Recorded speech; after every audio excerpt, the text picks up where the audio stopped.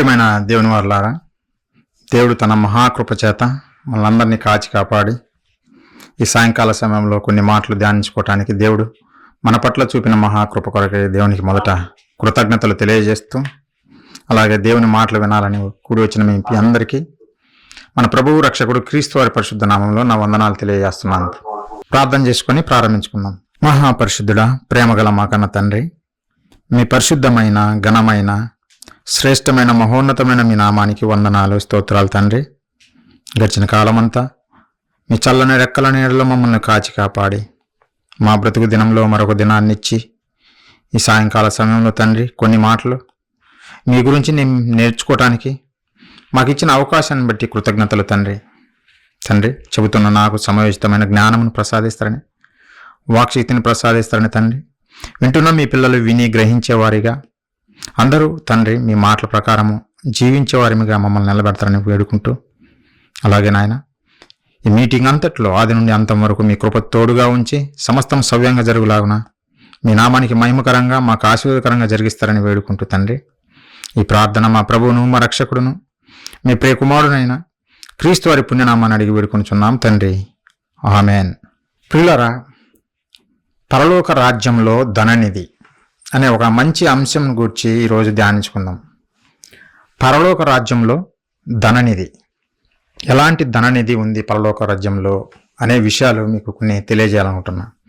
దానికి ముందు ఈ లోక రాజ్యాల్లో ఉన్నటువంటి ధననిధి గురించి ఆలోచిద్దాం. ప్రియులారా, ఈ లోకంలో మనం చూస్తే బంగారము, వెండి, ఖనిజాలు, లోహాలు, గ్యాస్ నిల్వలు, అలాగే వృక్ష సంపద, జంతు సంపద, అవన్నీ ఆయా దేశాలకు ధనాన్ని తెచ్చిపెట్టే నిధులుగా మనకు కనపడుతున్నాయి. ప్రియులారా, ప్రతి దేశంలో ఈ నిధులు ఉన్నట్టుగా మనం చూడగలము.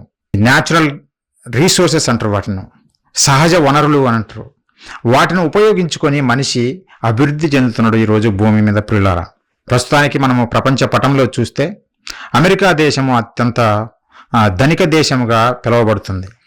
ఇందుకు కారణం ఏంటంటే ప్రియులారా, ఆ దేశంలో సమృద్ధిగా లభించేటువంటి న్యాచురల్ రీసోర్సెస్ లేదా సహజ వనరులు, వాటిని ఉపయోగించుకొని వాటి ద్వారా వస్తువులను తయారు చేసుకొని ప్రపంచ మార్కెట్లో అమ్ముకొని ధనిక దేశంగా మారింది. ప్రియులారా, ప్రధానంగా మనం అమెరికా దేశంలో ఎలాంటి సహజ వనరులు ఉన్నాయని మనం ఆలోచిస్తే వారికి విస్తారమైనటువంటి సారవంతమైన నేల ఉంది. అలాగే చాలా విలువైనటువంటి ఖనిజాలు ఆ దేశంలో లభిస్తున్నాయి. విస్తారమైనటువంటి ఆయిల్ లేదంటే గ్యాస్ ఆ దేశంలో ఉంది. వాటన్నిటిని ప్రియులారా వారు ఉపయోగించుకొని ఇతర దేశాల నుండి మంచిగా చదువుకున్న వారిని హైర్ చేసుకొని జాబ్స్ ఇచ్చి వాటి దగ్గర ఉన్నటువంటి ముడి సరుకులన్నిటినీ ఉపయోగించి వస్తువులను తయారు చేసి ఈ ప్రపంచ మార్కెట్లో అమ్ముకొని వారు ధనిక దేశంగా ఈరోజు మనకు కనపడుతున్నారు. పిల్లారా, దేవుడు ప్రతి దేశంలో ఈ సహజ వనరులు పెట్టాడు. అయితే దాన్ని ఉపయోగించుకునే విధానం తెలియాలి ఎవరికైనా. అనేక మంది బాగానే ఉపయోగించుకుంటున్నారు, మంచిగా అభివృద్ధి చెందుతున్నారు, వారి యొక్క ఆర్థిక పరిస్థితి బాగానే మెరుగుగానే ఉంది. కానీ కొన్ని దేశాలు మనం చూస్తే పిల్లారా పేద దేశాలుగా మారిపోతున్నాయి. కారణం ఏంటంటే అక్కడ ఉన్నటువంటి నాయకులు అక్రమకారులుగా, అన్యాయస్తులుగా, దోపిడీదారులుగా మారిపోయి దేవుడిచ్చినటువంటి ఈ సహజ వనరులను కొల్లగొట్టేసి వారు మాత్రమే ధనవంతులుగా మారి ప్రజలను పేదరికంలో ముంచేశారు. పిల్లారా, అందుకే మనము ఈ ప్రపంచంలో పేదలను మనం చూస్తున్నాం. దేవుడైతే సమానంగా పంచిపెట్టాడు ప్రతి ఒక్కరికి. ప్రతి దేశంలో వనరులు ఉన్నాయి, కానీ అవి ఉపయోగించుకునే విధానంలోనే పొరబడుతున్నారు మనుషులు. పిల్లారా, అక్రమకారములు పెరిగిపోయి దోచుకోవడాన్ని బట్టే పేదలుగా మారిపోతున్నారు మిగిలిన వారు. అయితే అమెరికాలో ప్రియులారా వారు సక్రమంగా ఉపయోగించుకోవడం బట్టి, వారి వ్యాపారం పెంచుకోవడం బట్టి వారు అభివృద్ధి చెందినట్టుగా కనపడుతుంది. ఎక్కడైతే ఆర్థికంగా ఏ దేశం అయితే అభివృద్ధి చెందుతుందో అక్కడ మనుషుల జీవన శైలి కూడా మెరుగుపడినట్టుగా మనం చూస్తుంటాం. పిల్లరా, ఒకవేళ ఆర్థిక పరిస్థితి దెబ్బతింటే ఆ ప్రజలు ఆకలి దప్పులతో అలమటిస్తారు. ఇప్పుడు మనం చూస్తున్నాం యుద్ధాలు, ప్రపంచంలో జరుగుతున్నటువంటి యుద్ధాలు, ఇరాను, అమెరికా, ఇజ్రాయెల్ కంట్రీ. ఈ యుద్ధాల వలన మనిషికి వచ్చేది ఏంటంటే ఏమీ రాదు, ఒకరి పగలు ఒకరు తీర్చుకోవడమే తప్ప చివరికి ప్రజలను వారిని చంపటము, పేదవారిగా మార్చడమే తప్ప యుద్ధం వలన మనిషి సాధించేదంటూ ఏమీ లేదు. పిల్లరా, కానీ వీరికి చెప్పేవారు ఎవరు? చెప్పినా వినేవాళ్ళు ఉన్నారా అంటే లేరు ప్రియులారా. చెప్పినా వినటానికి మనసు పెట్టేవారు కూడా ఎవరు లేరు. మేము క్రైస్తవులమని చెప్పుకున్నా అమెరికా దేశం యుద్ధానికి కాలు దూవుతుందంటే నిజంగా వారికి వాక్యం తెలియదు ప్రియులారా. దేవుని ప్రేమ వారిలో లేదు గనుకనే వారు యుద్ధాలకు పరుగులు తీస్తున్నారు ప్రియులారా. అది మంచిది కాదు. చివరికి కొన్ని రోజులకు ఇలానే యుద్ధాలు చేసుకుంటూ పోతే అన్నం దొరకక అలమటిస్తిపోతాం, కరువుతో చచ్చిపోతాం ప్రియులారా. నిజంగా ఆర్థిక పరిస్థితి బాగుండాలంటే ఆ దేశంలో దేవుడిచ్చినటువంటి వనరులను సద్వినియోగం చేసుకొని జాగ్రత్తగా మనం వాడుకుంటే నీ పరిస్థితి, మనిషి యొక్క జీవన శైలి మెరుగుపడుతుంది ప్రియులారా. ఒకవేళ అలా చెయ్యకపోతే ప్రజలు పేదరికంగా మారిపోతారు. ఉదాహరణకు మనం చూస్తే ఆఫ్రికా ఖండంలోని సోమాలియా దేశం ప్రియులారా. సోమాలియా దేశంలో మనము వీడియోలు కింద చూస్తే యూట్యూబ్లో చాలా బాధ అనిపిస్తుంది. ఆ ప్రజలు అన్నం దొరకక మట్టి తింటున్నట్టుగా వీడియోలు బయటపడ్డాయి ప్రియులారా. అన్నం దొరకటం లేదు, కరువు ప్రాంతం అయిపోయింది. ఎందుకు ఇలా జరిగింది? వారి దేశాల్లో సహజ వనరులు లేవా? ఉన్నవి, కానీ నాయకులు దొంగలుగా మారి, అక్రమకారులుగా మారి దోచుకుంటున్నారు తప్ప ప్రజలను పట్టించుకునేవారు లేరు. అందుకే ప్రియులారా, ఈ ప్రపంచంలో పేదరికం మనం చూస్తున్నాం. పేదరికము మనం చూడటానికి కారణం ఏంటంటే వీళ్ళ దోపిడీతనమే ప్రియులారా. వీరు దోచుకునే విధానం బట్టే ప్రజలు పేదరికంతో మగ్గిపోతున్నారు. అలాగే ప్రియులారా, ఒక దేశం యొక్క ఆర్థిక పరిస్థితి మెరుగుపడితే వారి జీవనశైలి బాగుంటుంది అంటున్నాం కదా. అందులో ఉదాహరణగా మనం చూస్తే ప్రియులారా, కువైట్, దుబాయ్, అలాగే సౌదీ అరేబియా, ఈ దేశాలను మనం చూస్తే అవి ఇసుక ఎడారిలో ఉన్నటువంటి దేశాలు. ఇసుక ఎడారిలో ఒకప్పుడు ఆ దేశాలు పేదరికంగా ఉన్నాయి. పేదరికంతో ఉన్నటువంటి దేశాలు అవన్నీ. ఎడారి ప్రాంతం కదా, ఏమి పండుతాయి? ఏమి పండవు. కానీ ఎప్పుడైతే ఆ దేశాల కింద న్యాచురల్ గ్యాసెస్ లేదంటే పెట్రోలియం సమృద్ధిగా ఉన్నట్టుగా గుర్తించారో వారు ఆ పెట్రోల్ను భూమిలో నుంచి తీసుకొని అమ్ముకొని ఈ ప్రపంచ మార్కెట్లో అమ్ముకొని ఈరోజు ధనిక దేశాలుగా మారాయి. ఏవి ఒకప్పుడు పేదరికంగా ఉన్న దేశాలు ఇప్పుడు ధనిక దేశాలుగా మారాయి. ఎందుకంటే అక్కడ ఉండే సహజ వనరులను ఉపయోగించుకొని వాటిని అమ్ముకొని ధనికులుగా మారారు. అందుకు బెస్ట్ ఎగ్జాంపుల్ ఇవే. Dubai, Qatar, Kuwait, Saudi Arabia ఇలాంటి దేశాలు ప్రియులారా. అంటే నువ్వు గీన ఆర్థిక పరిస్థితి దెబ్బ తీసుకుంటే ఆ దేశ పరిస్థితి చాలా ఘోరంగా ఉంటుంది. ప్రజలు పేదలుగా మారిపోతారు. అలాగే ప్రియులారా, ఈ ధనం చూస్తే, ఈ లోకంలో ఉండేటువంటి ఈ ధనం ఏదైనా మనం చూస్తే అది చాలా అస్థిరమైనటువంటిది. అది స్థిరమైనటువంటి ధనము కాదు, శాశ్వతమైనటువంటి ధనము కాదు ప్రియులారా. శాశ్వతమైన ధనము కాదు. అది ఒక చేతిలో నుండి మరొక చేతిలోకి మారుతుంది. అది ఎప్పుడు ఎవరి దగ్గర స్థిరముగా ఉండదు. ఉదాహరణకు మనం చూస్తే ఈజిప్ట్ దేశము ఒకప్పుడు 3500 సంవత్సరాల క్రితము ప్రియులారా, ఈజిప్ట్ నాగరికత అని మన పుస్తకాల్లో చదువుతాం. స్కూల్కి వెళ్ళిన వాళ్ళకి అర్థమవుతుంది. ఈజిప్ట్ నాగరికత గొప్ప నాగరికత. నైలు నది పరివాహక ప్రాంతము, పచ్చగా నిజంగా పంటలతో విలసిల్లింది ఈజిప్ట్ నాగరికత 3500 సంవత్సరాల క్రితం ప్రియులారా. కానీ ఇప్పుడు ఎలా అయిందంటే పేద దేశంగా మారిపోయింది. ఒకప్పుడు ధనిక దేశమే ఈజిప్టు, కానీ ఇప్పుడు ఆ ధనము వారి దగ్గర లేదు ప్రియులారా. ఒకప్పుడు ఉన్నటువంటి ధనము ఈరోజు ఈజిప్టు వారి దగ్గర లేదు. అందుకే పేదలుగా మారిపోయారు. అంటే ఈ లోకంలో ప్రియులారా, ఈ ధనం అనేటువంటిది, ఈ సంపద అనేటువంటిది స్థిరమైనది కాదు అనే సంగతి మనకు అర్థమవుతుంది. అది ఎవరి దగ్గర స్థిరముగా ఉండదు. అది అస్థిరమైనటువంటిది, అలాగే శాశ్వతము కానటువంటిది ప్రియులారా. ఎంతవరకు నీకు ఈ ధనం ఉపయోగపడుతుంది అంటే ప్రియులారా, ఈ భూమి మీద 60-70 సంవత్సరాలు మనము బ్రతుకుతాం కదా. ఆ 60-70 సంవత్సరాలు ఈ బ్రతుకు కాలంలో మాత్రమే నీకు ఎంతో కొంత సహాయం చేస్తుంది. తర్వాత నువ్వు మరణమైన తర్వాత నీతో ఈ ధనము రాదు. ఈ లోకంలో నువ్వు సంపాదించినటువంటి ఎండైనా, బంగారమైనా, లేదంటే రత్నరాశులైనా, ఏ ధనమైనా సరే ప్రియులారా, ఏదైనా సరే, ఏ సంపద నువ్వు భూమిని విడిచిన వెంటనే అది ఇక్కడనే ఉండిపోతుంది, కానీ నీతో పాటు రాదు ప్రియులారా. మరి నీతో పాటు రానప్పుడు అది నీకు ఎలా ప్రయోజనం అవుతుంది? ఆలోచించండి. మనతో నిత్యము ఉండనటువంటి ఈ ధనము మనకు ఎలా ప్రయోజనము? మనిషి నిత్యము జీవిస్తాడు. ఈ భూమి మీద లేకపోవచ్చు కానీ మరొక లోకానికి వెళ్తాము అనే సంగతి బైబిల్ చెబుతుంది చాలా క్లియర్గా. నిత్యము ఉండే మనిషికి నిత్యము నీతో రాకుండా ఇక్కడనే ఉండిపోయేటువంటి ఈ ధనము ఎలా ప్రయోజనం అవుతుంది పిల్లరా? ప్రయోజనం కాదు. కానీ మనిషి మాత్రము ఈ ధనము కొరకే తన జీవితాంతం కష్టపడతాడు. ఈ లోకంలో దొరికే సంపద కొరకే జీవితాంతం కష్టపడతాడు. అది పేదవాడైనా ధనికుడైనా ఎవరైనా ఏ తేడా లేదు. అది ఏ దేవుని నమ్మినా సరే ప్రతి ఒక్కరూ బ్రతికేది ధనము కొరకే. పేరుకు అందరం దేవుణ్ణి నమ్ముతున్నామని చెబుతాం అంతే. కానీ మనం అందరం నమ్మే దేవుని తెలిసిన ధనమునే. ధనము లేకపోతే విలువ లేదు అని చెప్పుకుంటూ మనుషులు ఆ ధనము కోసమే పరితపించిపోతారు, జీవితాంతం కష్టపడతారు పిల్లారా. తెలియదు, వారికి తెలియదు గనక. దేవుడు బైబిల్లో రాయించిన మాటలను చూస్తే పిల్లారా చాలా అద్భుతం అనిపిస్తుంది. చాలా అద్భుతమైన మాటలు బైబిల్లో రాయించాడు. ఇందుకు మన మనోనేత్రాలు వెలిగి మనం జాగ్రత్తగా జీవించాలని భూమి మీద. నువ్వు మరణించిన తర్వాత నీతో రానటువంటి ఆ ధనము కొరకు ఎందుకు కష్టపడతావంటుండు దేవుడు. ఒక మంచి మాట బైబిల్లో రాయించాడు. ఒకసారి చూద్దాం పిల్లరా. లోకా సువార్త మనం చూస్తే దేవుడు చెప్పిన మాటలు ఒకసారి చూద్దాం, ఆలోచిద్దాం. మత పుస్తకంగా కాదు కానీ ఒకసారి చెప్పిన మాటలు అందరము ఆలోచిద్దాం. మనకు అర్థమవుతుంది అది జ్ఞానమా లేదంటే మతమా అనే సంగతి మనకు అర్థమవుతుంది పిల్లరా.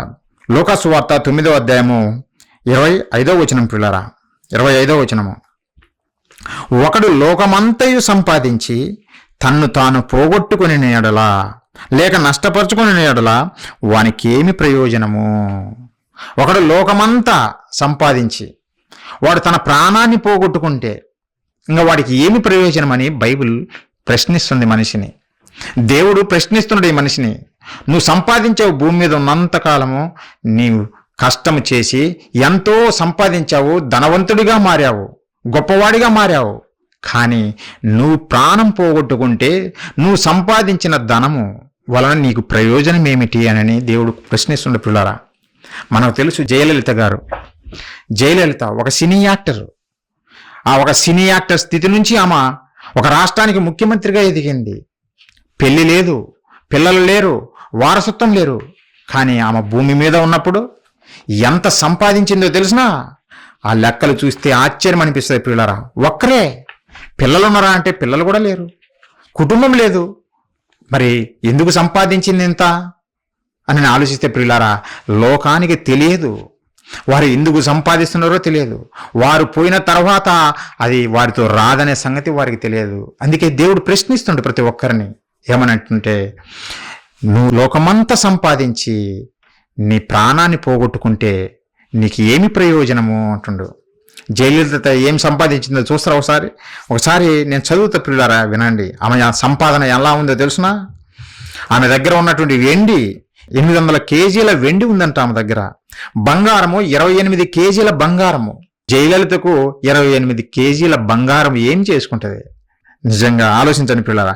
చీరలు 10,500, చెప్పులు 750 జతలు, వాచ్లు 91, బంగ్లాలున్నాయి, 1000 కోట్ల విలువ చేసే భూములున్నాయి. ఎన్ని ఎకరాలో తెలిసిన? 3,436 ఎకరాలంట. ఎకరాల పొలాలు ఆమెకున్నాయంటే ఏం చేసుకోవటానికి? ఇంత ఆస్తి దేనికోసం సంపాదించారు పిల్లారా? చివరికి ఆమె పరిస్థితి ఏమైంది? మరణించిన తర్వాత ఏమైనా వీటన్నింటిని ఎత్తుకొని పోయిందా అంటే ఎత్తుకొని వెళ్ళలేదు. ఒక శవపేటికలో, ఒక 6 అడుగుల శవపేటికలో 6 అడుగుల భూమిలో పెట్టబడింది. మరి భూమి మీద ఉన్నప్పుడు ఎంపర్లాడారు. భూమి మీద ఉన్నప్పుడు కష్టపడి సంపాదించావు ఇంత, ఎవరి కోసం? కనీసం నీ సంతానం కూడా లేదే. వారికి వారసత్వంగా ఇవ్వటానికి నీకు సంతానం కూడా లేదే. ప్రియులరా, బైబిల్ ఎంత గొప్ప జ్ఞాన గ్రంథమో ఆలోచించండి. ఒకడు లోకమంతా సంపాదించి తన ప్రాణాన్ని పోగొట్టుకుంటే వాడికి ఏమి ప్రయోజనము అని మెలకువ నేర్పుతున్నాడు దేవుడు ఈ సమాజానికి. జాగ్రత్త చెబుతున్నాడు. ఇంకొక అతని గురించి చెబుతా. ప్రపంచ అధినేత, గ్రీక్ సామ్రాజ్య అధినేత అలెగ్జాండర్ ది గ్రేట్ అని చెబుతారు పిల్లరా. అలెగ్జాండర్ ది గ్రేట్ యవ్వన కాలంలోనే 20 సంవత్సరాలు వచ్చేసరికి నేను ప్రపంచాన్నంతా జయించాలని ఎంతో ఆశతో పరుగులు తీశాడు పిల్లరా. నేను ప్రపంచాన్నంతా జయించాలని ప్రపంచాన్ని జయించాడు అలెగ్జాండర్ ది గ్రేట్, గ్రీకుల సామ్రాజ్య అధినేత పిల్లరా. కానీ పరిస్థితి ఏందో తెలుసునా? ప్రపంచాన్ని తల కళ్ళ ముందు పెట్టుకున్నా అనుభవించలేకుండా చివరికి సంపాదించినదంతా విడిచిపెట్టి ఒక చిన్న దోమకాటుకు మరణమై వెళ్ళిపోయాడు, ఈ లోకాన్ని విడిచిపెట్టి వెళ్ళిపోయాడు. ప్రియులారా, ఈ లోకంలో ఎవరు శాశ్వతం కాదు, ఎవరము ఉండలేము. ఇది శాశ్వతమైనది కాదు. అశాశ్వతమైన ధనము కొరకే మనిషి పాటుపడుతున్నాడు, కష్టపడుతున్నాడు. దాని కొరకే మనిషిని చంపుతున్నాడు. అన్నదమ్ముల భేదం లేదు, భార్యాభర్తల భేదం లేదు, తల్లిదండ్రుల బంధం లేదు. ఏ బంధం లేకుండా ధనము కోసం ఏ విధంగానైనా మనిషిని చంపి పడేస్తుండే. ప్రియులారా, ఈరోజు లోకాన్ని చూస్తుంటే, సమాజాన్ని చూస్తుంటే మనకు అర్థమవుతుంది. ప్రియులారా, దేవుడు చాలా ఉన్నతమైన మాట చెప్పాడు కదా. ఒకడు లోకమంతా సంపాదించుకొని తన ప్రాణాన్ని పోగొట్టుకుంటే వాడికి ఏమి ప్రయోజనము? ఎంత అద్భుతమైన మాట. క్రైస్తవుడు ఆలోచించాలి. ఈ సమాజంలో ఉన్న ప్రతి ఒక్కరు ఆలోచించాలి. మన ముందు వచ్చినటువంటి జనుల జీవిత చరిత్రలు మనకు పాఠాలు నేర్పుతున్నాయి. ఒక జయలలిత ఏమి తీసుకెళ్ళలేదు, ఒక అలెగ్జాండర్ ఏమి తీసుకెళ్ళలేదు, ఒట్టి చేతులతో వెళ్ళిపోయారు ఈ లోకాన్ని విడిచి. మరి సంపాదించిందంతా ఇక్కడ ఉండిపోయింది. ఏరో వాళ్ళు దోచుకుంటారు అది. ప్రియులారా, అందుకే ఈ లోక ధనమును గురించి దేవుడు చెబుతూ, అది అశాశ్వతమైనది నాయన, స్థిరమైనటువంటిది కాదు, దాని కొరకు ఎందుకు ఎంపర్లాడతారు అని దేవుడు అడుగుతున్నాడు. ప్రియులారా, దేవుడు అడుగుతున్నాడు. మరి నువ్వు సంపాదించినటువంటి ఈ ధనము నిన్ను మరణం నుంచి తప్పించగలదా? తప్పించలేదు. మనం సంపాదించిన ఈ ధనము, ఈ లోకంలో సంపాదించిన ఏ ధనమైన, బంగారమైన, వెండైనా, వజ్ర వైడూర్యాలైన ధనమైన నిన్ను మరణం నుంచి తప్పించగలదా? లేదంటే ఈ భూమి మీదికి, మనిషి మీదికి దేవుడు రప్పిస్తున్న ఉగ్రత నుండి తప్పించగలదా? భూకంపంని తప్పించగలదా ఈ ధనము? లేదంటే సునామీని తప్పించగలదా? తుఫానును తప్పించగలదా? నీ మీదికి వచ్చే నీ మరణాన్ని తప్పించగలదా? దేనిని తప్పించలేదు ప్రియులారా ఈ ధనము. నిజంగా మనము కరోనా టైంలో చూస్తే మనకు తెలుసు, ఎంతో మంది ప్రియులారా, కరోనా టైంలో ఎంతో మంది ఈ ప్రాణాలు వదిలారు. ఈ భూమి మీదకి వచ్చినటువంటి ఆ పాండమిక్ డిసీజ్, కరోనా వైరస్ తోటి ధనికులు, పేదవారు, ప్రతి ఒక్కరు ఏ భేదం లేదు, అన్నిటిని విడిచిపెట్టి వెళ్ళిపోయారు కదా. ఆ రోజు అన్నిటిని విడిచిపెట్టి వెళ్ళిపోవాలి, ఎవరైనా విడిచిపెట్టి వెళ్ళిపోవాల్సిందే ప్రియులారా. మరి అశాశ్వతమైన ఈ ధనము కొరకు ఎందుకు పాటుపడుతున్నారు? ఎందుకు కష్టపడుతున్నావు? మనిషి ఉదయం లేచినప్పటి నుంచి పడుకున్నంత వరకు దేని గురించి ఆలోచిస్తాడు? ఈ లోకంలో నేను ధనవంతుణ్ణి కావాలి, ధనమును సంపాదించాలనే విధంగానే, నిన్ను కాపాడలేనటువంటి ధనము గురించి కష్టపడాలనే చూస్తాడే తప్ప మరి దేని గురించి ఆలోచించాడు? పడుకున్న తర్వాత కూడా దేని గురించి కలలు? ధనమే, ధనము గురించే కలలు వస్తాయి. ప్రియులారా, దేవుడు ఒక వాస్తవం మనకు తెలియజేస్తుండు. నువ్వు మరణించిన తర్వాత నీతో పాటు రానటువంటి ఈ ధనము కొరకు ఎందుకు కష్టపడతావు? నీ ప్రాణాన్ని పోగొట్టుకుంటే నీకేం ప్రయోజనము అని చెబుతుండే. ప్రియులారా, ఒక మంచి మాట, ఇంకో మాట చూద్దాం. సామెతల గ్రంథం చూడండి, 11వ అధ్యాయం 4వ వచనం. ప్రియులారా, ఉగ్రత దినమందు ఆస్తి అక్కరకు రాదు. ఉగ్రత దినమందు ఆస్తి అక్కరకు రాదు. నీకు అక్కరకు రాదు, ఏ ప్రయోజనం లేదు, ఉగ్రత నుండి నిన్ను తప్పించదు అని దేవుడు క్లియర్గా చెబుతుండు. ప్రియులారా, దేవుడు పంపించే ఉగ్రత నుండి ఈ ధనము, నువ్వు ఏ ధనాన్ని అయితే కష్టపడి సంపాదించావో ఈ 60-70 సంవత్సరాల కాలాలలో, ఆ ధనము నిన్ను ఏ మాత్రము రక్షించదు, ఏ మాత్రం నీకు అక్కరకు రాదు. మరి ఎందుకు కష్టపడుతున్నావు? మరి అక్కరకు రానప్పుడు ఎందుకు దానికోసమే పరితపించిపోతున్నావు? తెలియక ప్రియులారా, దేవుని మాటలు వింటున్న మనమైనా జాగ్రత్త పడాలి. దేని కొరకు కష్టపడాలో తెలుసుకోవాలి. ఇప్పుడే భూమి మీద ఉన్నప్పుడే తెలుసుకోవాలి. మనం దేని కొరకు కష్టపడాలో దేవుని మాటల్లో నుంచి చూపిస్తా. దానికి ముందుగా ఈ లోక సంబంధమైనటువంటి ఈ ధననిధిని నమ్ముకున్నటువంటి మనుషుల జీవితాన్ని మీకు చూపిస్తున్నా. వారు వెళ్ళిపోయారు, వారు సంపాదించినంతా భూమి మీదనే విడిచిపెట్టి వెళ్ళిపోయారు. వారితో పాటు వెళ్ళలేదు ఆ ధనము. దేవుని ఉగ్రత ఏ మాత్రం తప్పించలేదు ఈ లోక సంబంధమైన ధనం. ప్రియులారా, మరొక మాట చూడండి, జఫన్యా గ్రంథము 1వ అధ్యాయము 18వ వచనం మనం చూడగలిగితే, యెహోవా ఉగ్రత దినమున తమ వెండి బంగారములు వారిని తప్పింపలేకపోవును. రోషాగ్ని చేత భూమి అంతయు దహింపబడును. హఠాత్తుగా ఆయన భూమి వాసులందరినీ సర్వనాశనము చేయబోచున్నాడు. దేవుడు చెబుతున్నాడు, ఒకరోజు నేను సర్వనాశనం చేయబోతున్నాను ఈ భూమిని. ఆ రోజు నువ్వు సంపాదించుకున్న నీ ధనము, నువ్వు సంపాదించుకున్నటువంటి నీ బంగారము, నీ వెండి, వజ్ర వైడూర్యాలు, ఇంకా ఏవైతే ఏ పేర్లు పెడతావో పెట్టు, ఏది నిన్ను తప్పించలేదు ఆ ఉగ్రత నుండి. ఒక్కటి కూడా నిన్ను తప్పించలేదు. మరి ఎందుకు ఇంత కష్టపడిపోతున్నావు? తెలియకనే ప్రియులారా, సమాజానికి తెలియదు, అందుకే ఈరోజు కొట్టుకుంటున్నారు. ట్రంప్ ఎందుకు ప్రయాసపడి బాంబులు వేస్తూ అమాయక జనాంగాన్ని చంపుకుంటూ పరుగులు తీస్తున్నాడు? అధికారం. ఈ ప్రపంచం మీద నాదే పెత్తనం చలాయించాలి, ఆయా దేశాల్లో ఉన్నటువంటి సహజ వనరులన్నిటినీ కొల్లగొట్టి నేనే గొప్పవాడిగా ఉండాలని విర్రవీగుతున్నాడు. ప్రియులారా, ట్రంప్ ఏమైనా ఎత్తుకొని వెళ్తాడా? భూమిని విడిచి వెళ్ళిపోయేలోపు ఎత్తుకొని ఏమైనా వెళ్తాడా? వెళ్ళడు. కానీ ఆయన వాటి కోసమే కష్టపడతాడు, వాటి కోసమే ప్రయాసపడుతున్నాడు. ప్రియులారా, బైబిల్ కలిగిన క్రైస్తవుడు చాలా జాగ్రత్తగా ఉండాలా. అన్ని జనులలాగా ఉండకూడదు. దేవుని మాటలు తెలియని వారిలాగా మనం బ్రతకకూడదు. ఎందుకు సత్యాన్ని ఇచ్చాడు? మనము వివేకులు కలిగి జీవించాలని. ఒక ఉదాహరణ చెబుతా. దేవుడు ఉగ్రత ఈ భూమి మీదకి రప్పిస్తానని చెప్పాడు కదా. చాలా మంది అవహేళన చేస్తున్నారు. ఎప్పటి నుంచో చెబుతున్నారు దేవుడు ఉగ్రత భూమి మీదకి పంపిస్తాడు, ఈ భూమిని నాశనం చేస్తాడు అని చెబుతున్నారు, కానీ ఇప్పటికీ జరగలేదు అని హేళన చేసేవాళ్ళు ఉన్నారు. పిల్లరా, దేవుడు చరిత్రలో ఒకటి శాంపుల్గా చూపించాడు ఈ మానవ జాతికి. అది అర్థం కావటం లేదు. దేవుడు శాంపుల్గా ఒకరోజు భూమి మీద చరిత్రలో జరిగించాడు. అదేందో తెలుసునా?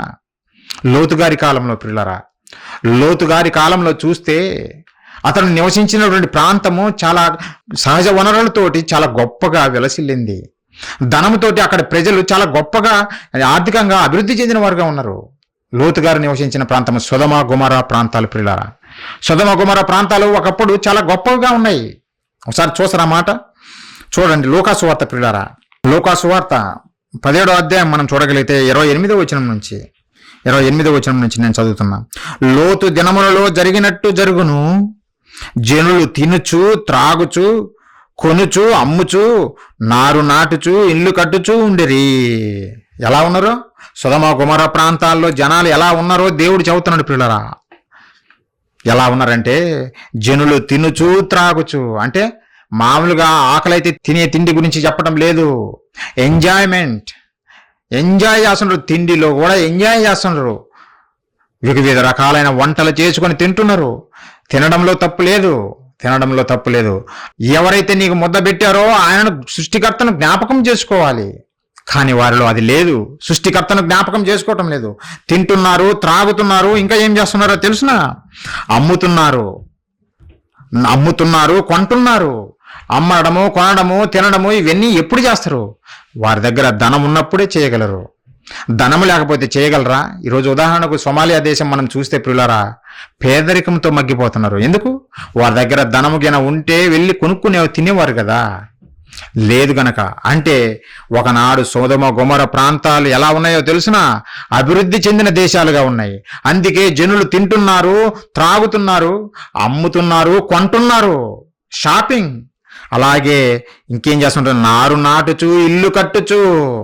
పొలాలు బాగానే పండుతున్నాయి. అలాగే రియల్ ఎస్టేట్ వ్యాపారం కూడా బాగానే ఉంది. ఇల్లు కడుతున్నారు, మిద్దెలు మేడలు కడుతున్నారంట. అంత గొప్పగా నిజంగా ఆ రోజు ఆ దేశాలు ఉన్నాయి ప్రియులారా. ఆర్థికంగా అంటే ఈ లోక సంబంధమైన ధనం వాళ్ళు సంపాదించారు. అందుకే ఆనందంతో ఎంజాయ్ చేస్తూ ఉన్నారు ప్రియులారా. అంతవరకు బాగానే ఉంది. చివరికి వాళ్ళ పరిస్థితులు ఎలా ఉన్నాయో తెలుసునా? స్త్రీ పురుష భేదము లేదు, పిల్లలు ముసలివారు ఏ భేదము లేదు.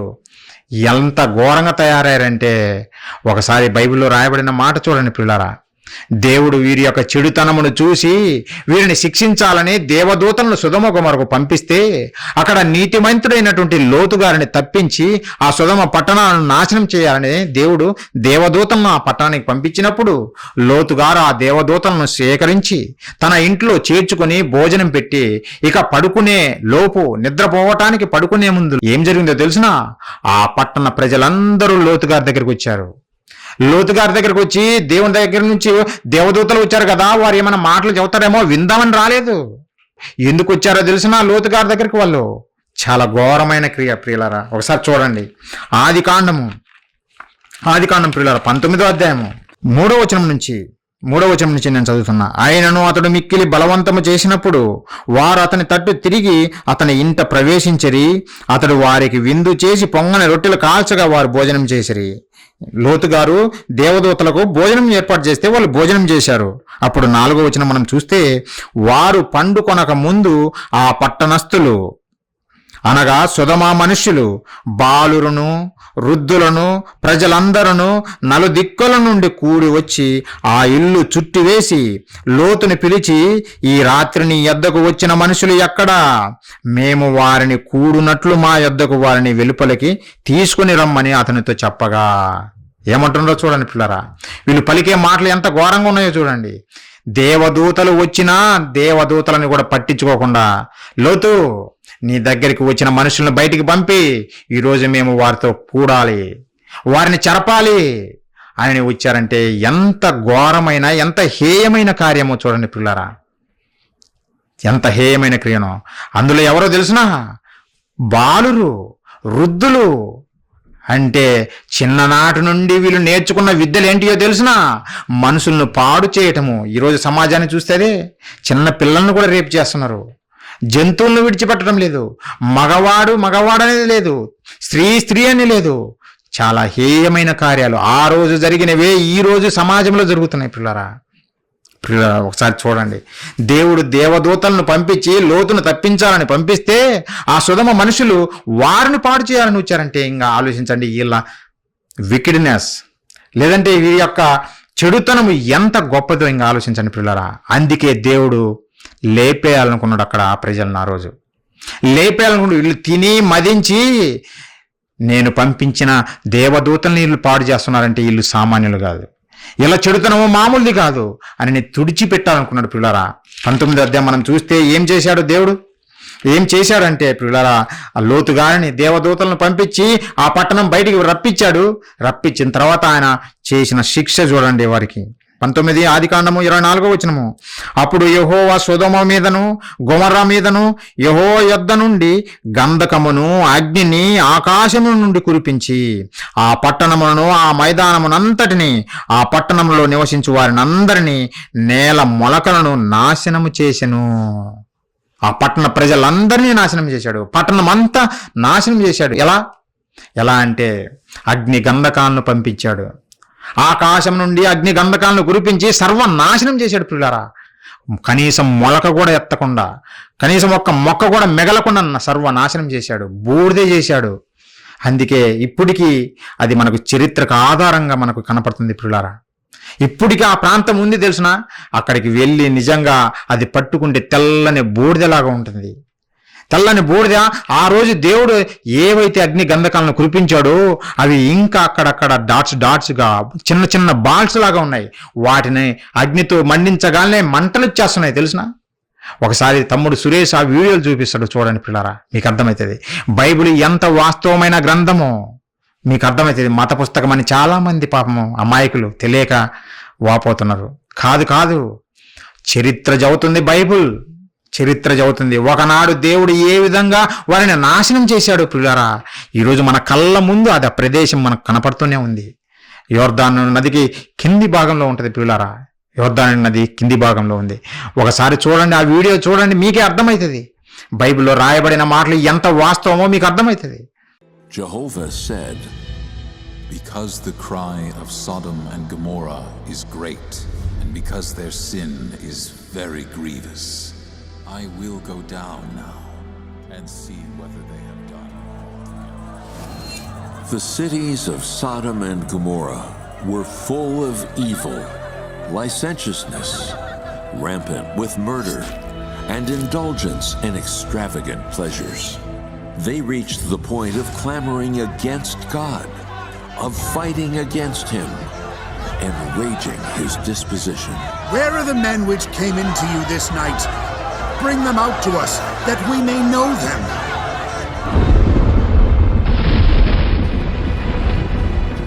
After the angels took Lot and his family out of the city, burning sulfur rained down from the sky. The raging fire lit up the heavens. Hurry up! My house! Our lives are on the line. Who cares about the house? I'm not afraid. Just one look. Just one look.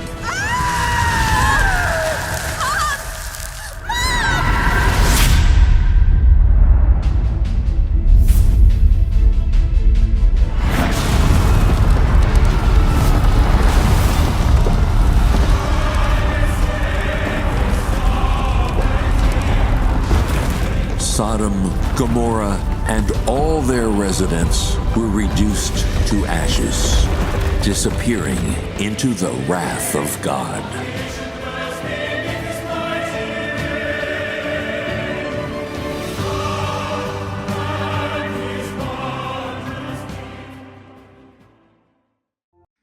There is growing evidence that the location of Sodom and Gomorrah is on the southwest side of the Dead Sea.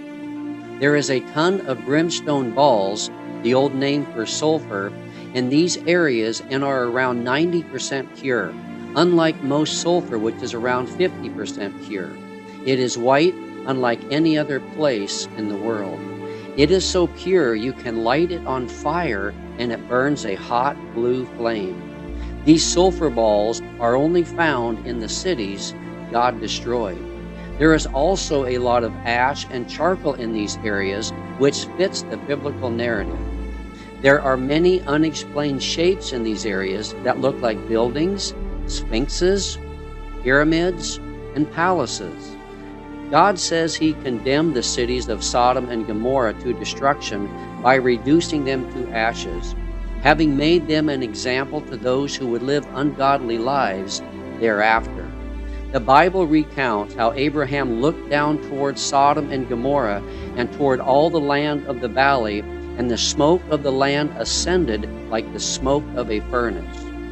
Sodom and Gomorrah is used throughout Scripture as an example of the judgment that awaits those who reject God and His offer of salvation. Well, here we are hiking around what we believe is ancient Gomorrah, and we've talked about these sulfur balls that are unique to this area. I just found one. I was walking along here and I found it. It's kind of whitish, it's kind of green. Oh, I've been wanting to find one of these for a long time. I was just praying, God, could you help me find a sulfur ball? And He did. So once again, these sulfur balls, we'll test it. You light them and they'll just burn with fire. What's unique about this is that it's only in these areas, these 5 cities that are unique, that look like this, that you find these sulfur balls. And you light them and they just burn blue. So unbelievable. I'm so excited to find this. I'm going to look for some more. చూశారు కదా పిల్లరా, ఎలా అగ్ని గంధకాలు కురిపించి ఆ రోజు సొదొమ గొమొర్రా పట్టణాలను ఏ విధంగా నాశనం చేశాడో మీరు చూశారు వీడియోలో పిల్లరా. ఇప్పటికీ మనకు ఆధారంగా భూభాగం ఉంది. మనము జోర్డాన్ ఆ ప్రాంతానికి వెళ్తే మనకి ఇది కనపడుతుంది. డెడ్ సీ పక్కనే ఉన్నటువంటి ప్రాంతాలు పిల్లరా, మృత సముద్రానికి పక్కన ఉన్నటువంటి ప్రాంతాలు ఇవన్నీ దేవుడు శాంపిల్గా చూపించాడు. ఒకరోజు ఈ భూమి మీదికి దేవుడు రప్పించే ఉగ్రత శాంపుల్గా ఆ రోజు ఉన్నటువంటి అవిధేయులను నాశనం చేయడం కొరకు చేసి చూపించాడు. నేను అగ్నితోటి నాశనం చేయబోతున్నానని చెప్పాడు కదా ఈ భూమిని. అది శాంపిల్గా మనమందరం ఈ రోజైనా బుద్ధి తెచ్చుకొని దేవుని యందు భయభక్తులు కలిగి జీవిస్తామని ప్రేమ కలిగి ఒక శాంపిల్గా చూపించాడు పిల్లారా, శాంపిల్గా చూపించాడు. మరి నా ప్రశ్న ఇక్కడ, సొదొమ గొమొర్రా పట్టణస్థులు ధనవంతులుగా గొప్పవారిగా ఉన్నారు కదా దేవుడు అగ్నిగంధకాలు కురిపించకముందు. మరి వారు సంపాదించిన ధనము, వారు సంపాదించిన బంగారము, వెండి ఏదైనా సరే వారిని కాపాడిందా దేవుని ఉగ్రత నుంచి? ఏదైనా నిజంగా వారిని కాపాడిందా? ఏది కాపాడలేకపోయింది పిల్లారా, ఏది కాపాడలేకపోయింది. దేవుడు అదే చదువుతున్నాడు, వార్నింగ్ ఇస్తున్నాడు. నేను ఈ భూమి మీదికి నేను పంపించబోతున్నాను నా ఉగ్రతను. ఈసారి భూమిని అంతటిని, ఈ లోకమే లేకుండా ఆకాశాన్ని మొత్తాన్ని తుడిచిపెట్టబోతున్నాను అగ్నిగంధకాలు కురిపించి. ఒకసారి చూస్తారా మాట? చూడండి పిల్లరా, ప్రకటన గ్రంథము ముందుగానే తెలియజేశాడు దేవుడు జాగ్రత్త పడతామని. ప్రకటన గ్రంథము 6వ అధ్యాయం పిల్లరా 12వ వచనం నుంచి ఆయన 6వ ముద్రను విప్పినప్పుడు నేను చూడగా పెద్ద భూకంపము కలిగెను. సూర్యుడు కంబలి వలె నలుపాయను, చంద్రబింబమంతయు రక్తవర్ణమాయను.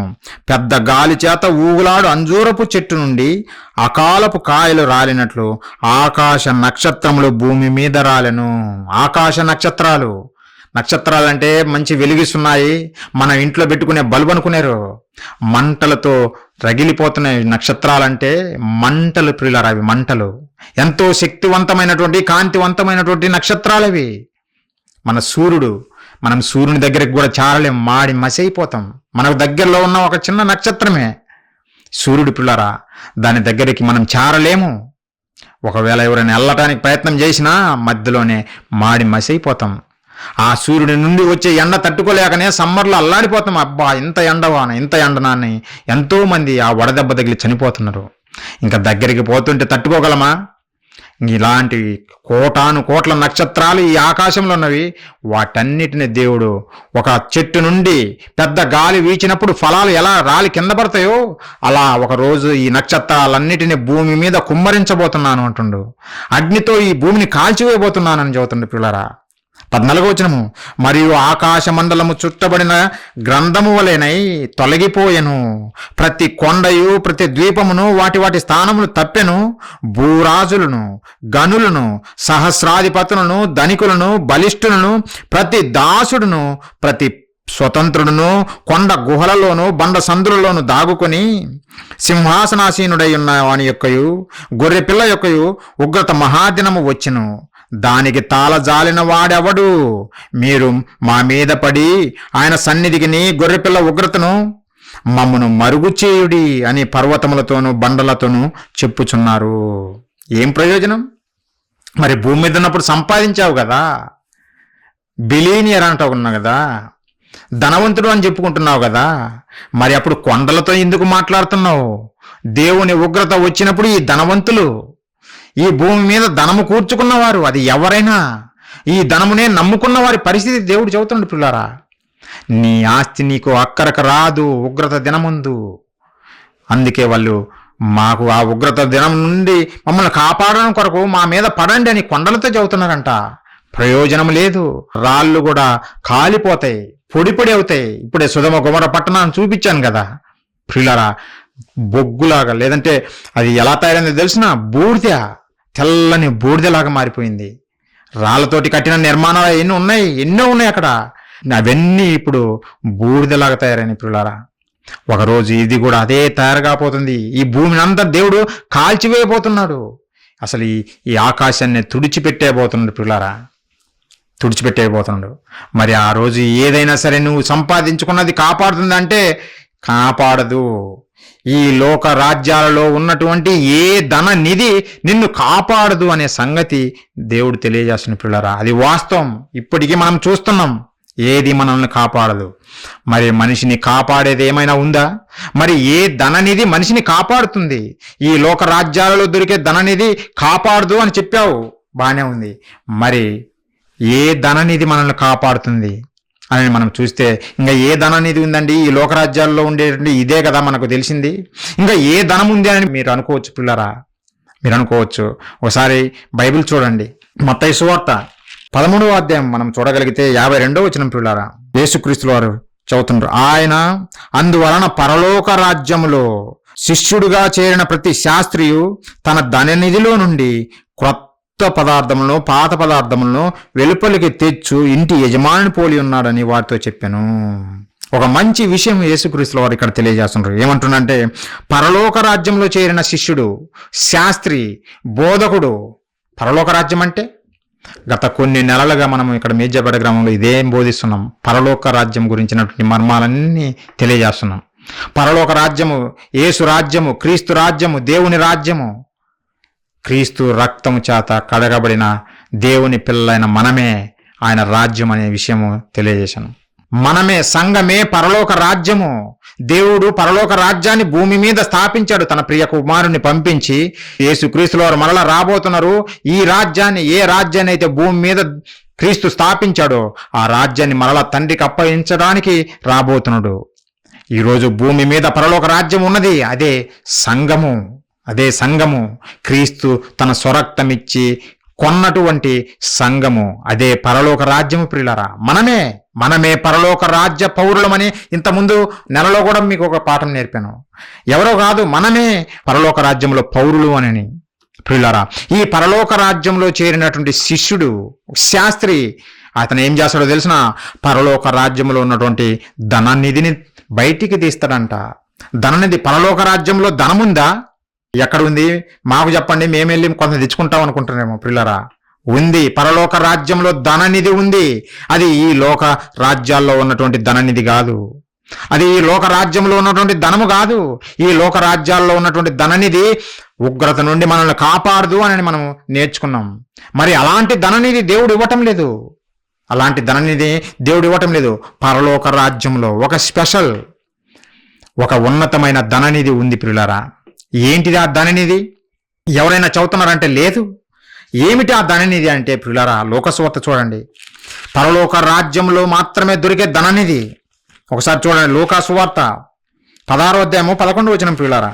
కాబట్టి మీరు అన్యాయపు సిరి విషయంలో నమ్మకముగా ఉండని యెడల, అన్యాయపు సిరి విషయంలో అంటే ఈ లోక సంబంధమైన సిరి, ఈ లోక రాజ్యాలలో దొరికేటువంటి నిధి, వాటిల్లో మీరు నమ్మకంగా ఉండని యెడల అని చెబుతూ, సత్యమైన ధనమును ఎవరు మీ వశము చేయను, సత్యమైన ధనమును ఎవరు మీ వశం చేస్తారు అంటే సత్యమైన ధనము ఉందా?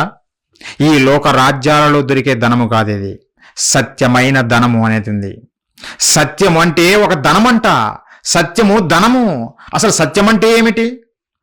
సత్యము ధనము అని దేవుడు చెప్పాడు కదా, మరి ఆ సత్యము అంటే ఏమిటి? యోహాను సువార్త 17వ అధ్యాయం ప్రియులారా, సత్యం అంటే ఏమిటి మనం చూస్తే క్రీస్తు చెబుతున్నాడు, సత్యమందు వారిని ప్రతిష్ఠ చేయము, నీ వాక్యమే సత్యము. దేవుని వాక్యమే సత్యము అంటే దేవుని వాక్యము ధనమా? అవును ప్రియులారా, పరలోక రాజ్యములో, సంఘములో మనకు దొరికే ధనము ఏదైనా ఉంది అంటే అదే వాక్యము, అదే సత్యము.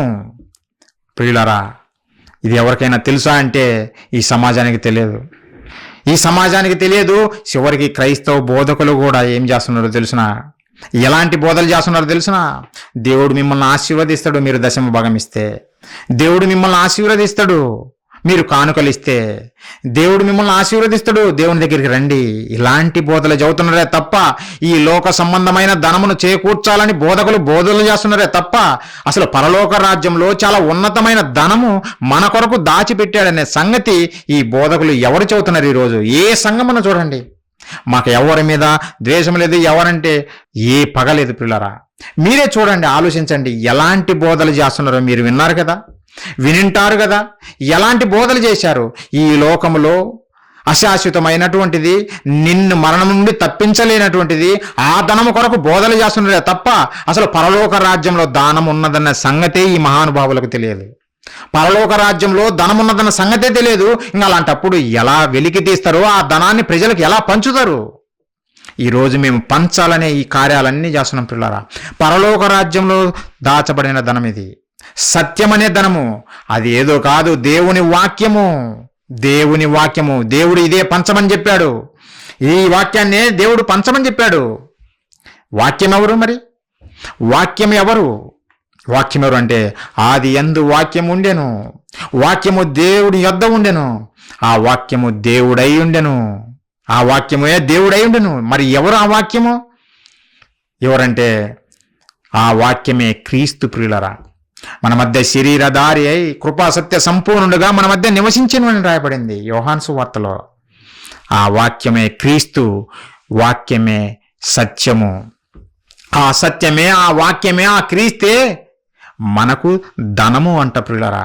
పరలోక రాజ్యంలో లభించే ధనము. ఈ ధనము గురించి ఎవరైనా బోధిస్తారంటే ఎవరు బోధించరు. యేసుక్రీస్తుల వారి గురించి ఎవరు సరిగా బోధించటం లేదు ప్రియులారా. ఈ యేసుక్రీస్తును నమ్ముకోండి, మీకు పిల్లలు పుడతారు. ప్రభువును నమ్ముకోండి, మీకు కడుపు నొప్పి పోతుంది, బేదులు పోతాయి, విరేచనాలు పోతాయి. ఇవే బోధలు తప్ప దేవుడు రాయించిన మహాజ్ఞాన గ్రంథమైన ఈ బైబిల్లో దేవుని మాటలు ధనము ప్రియులారా. ఈ ధనము ప్రజలకు వివరించి చెప్పేది ఎవరు? ఈ ధనాన్ని ఎవరు పంచుతున్నారు? ప్రజలకు పంచటం లేదు. నిజంగా ఒక అద్భుతమైన మాట దేవుడు రాయించాడు బైబిల్లో. ఒకసారి చూడండి, కొలస్సీయులకు రాసిన పత్రికలో మనం చూస్తే ఈ వాక్యము ధనము అని చెప్పాడు కదా, ధనమని చెప్పాడు కదా. దేవుడు చెబుతున్న మాటలు ఒకసారి చూడండి పిల్లరా. కొలస్సీయులకు రాసిన పత్రిక 2వ అధ్యాయము 3వ వచనము మనం చూస్తే, బుద్ధి జ్ఞానముల సర్వ సంపదలు ఆయన యందే గుప్తములై ఉన్నవి. ఎవరి యందు? క్రీస్తునందు బుద్ధి, క్రీస్తునందు జ్ఞానము, క్రీస్తునందు సర్వ సంపదలు, అది ఏ సంపద అయినా సరే క్రీస్తునందు గుప్తములై ఉన్నవి. అంటే క్రీస్తే మనకు ధనము, క్రీస్తే మనకు సర్వ సంపద. దేవుని మాటలే మనకు సర్వ సంపద. దేవుని మాటలే మనకు సర్వ సంపద పిల్లరా. ఒకనాడు సొదొమ గుమొర పట్టణస్థులకు ఆ దేవుని మాటలు కరువయ్యాయి గనుకనే, ఆ దేవుని మాటలు సర్వ సంపదలు లేవు గనుకనే లోక సంబంధమైన ధనాన్ని కూర్చుకున్నారు, ప్రాణాలను పోగొట్టుకున్నారు. చివరికి ఈరోజు తుడిచిపెట్టబడి ఉంది కదా ఆ పట్టణాలు. ఒకవేళ ఆ సర్వ సంపద దేవుని దగ్గర నుంచి వచ్చే సర్వ సంపద సంపాదించుంటే ఆ పట్టణాలు ఇప్పటికీ ఉండేవి, సజీవులుగా ఆ ప్రజలు ఉండేవారు. నిజంగా వారు సంపాదించుకోలేకపోయారు, దేవుని జ్ఞానాన్ని సంపాదించలేకపోయారు పిల్లలు ఆ రోజు వాళ్ళు. మరి ఈ రోజున్న సమాజం కూడా సంపాదించడం లేదు, లోక సంబంధమైన ధనం సంపాదిస్తున్నారు, దాని కొరకే కష్టపడుతున్నారు, దాని కొరకే కలలు గంటున్నారు. ప్రియులారా, దేవుడు ఎంతో ధనాన్ని, ధన నిధిని పరలోక రాజ్యంలో దాచిపెట్టాడు మన కొరకు. అయితే నిజమైన బోధకుడు, నిజమైన శాస్త్రి ఆ పరలోక రాజ్యంలో నుంచి ఆ ధనాన్ని బయటికి తీస్తాడు. మేము ప్రారంభించినప్పటి నుంచి ఇప్పటి వరకు ఒక్కొక్క ధననిధిని మేము బయటికి తీస్తున్నాం పిల్లరా. దేవుడు మాకు ఇస్తున్నాడు గనుకనే ఈ ధననిధిని మేము పంచుతున్నాము. ఈ లోక సంబంధమైన ధనాన్ని పంచటం లేదు. లేదంటే దేవుని నమ్ముకోండి మీకు పిల్లలు పుడతారని మేము పిలవటం లేదు. దేవుడు రాయించినటువంటి మహాజ్ఞాన గ్రంథము బైబిల్లోని మాటలను, వాస్తవాలను చూపించి మిమ్మల్ని వివేకులను చేయాలనే ప్రయత్నం చేస్తున్నాం. ఈ మధ్య మార్కాపురంలో జరిగిన సెమినార్, వన్ డే సెమినారు, ప్రపంచమంతా ధనమును వెచ్చించి ఎన్నో బిలియన్ డాలర్స్ వెచ్చించి ఈ ఆకాశంలో ఎక్కడో బుద్ధ జీవులు ఉన్నాయి, మనలాంటి జీవులు ఉన్నాయి అని ఒక అబద్ధాన్ని ప్రజల్లోకి రుద్దారు. బైబిల్ ప్రకారంగా మనం చూపించాము. ఈ బిలియన్ డాలర్స్ కూడా ఖర్చు పెట్టకుండా మనం కేవలము దేవుని సత్యవాక్యాన్ని, సత్యమనే ధనాన్ని పట్టుకొని మనం ఛేదించాము ఈ ఆకాశంలో ఎక్కడ బుద్ధ జీవులు లేవని. మరి సర్వ సంపదలు ఎక్కడ ఉన్నాయి? దేవుని మాటలలోనే ఉన్నవి. వీరేమో ఈ లోక సంబంధమైన ధనాన్ని కూర్చుకుంటున్నారు, అబద్ధాల వైపు నడుస్తున్నారు, ప్రజలను అబద్ధాల వైపు మళ్లిస్తున్నారు. ప్రియులరా, దాని వలన వచ్చే ఫలితం ఏందో తెలుసునా? అంతము, మరణము, దేవుని ఉగ్రత. ఆ ఉగ్రతలో పడిపోకుండా ఉండాలంటే పరలోక రాజ్యంలో దొరికే ధనాన్ని మనము కూర్చుకోవాలి. ఈ ధనాన్ని మనం సంపాదించాలి. వాక్యమనే ధనాన్ని, సత్యమనే ధనాన్ని, క్రీస్తును మనం సంపాదించుకోవాలి పిల్లారా.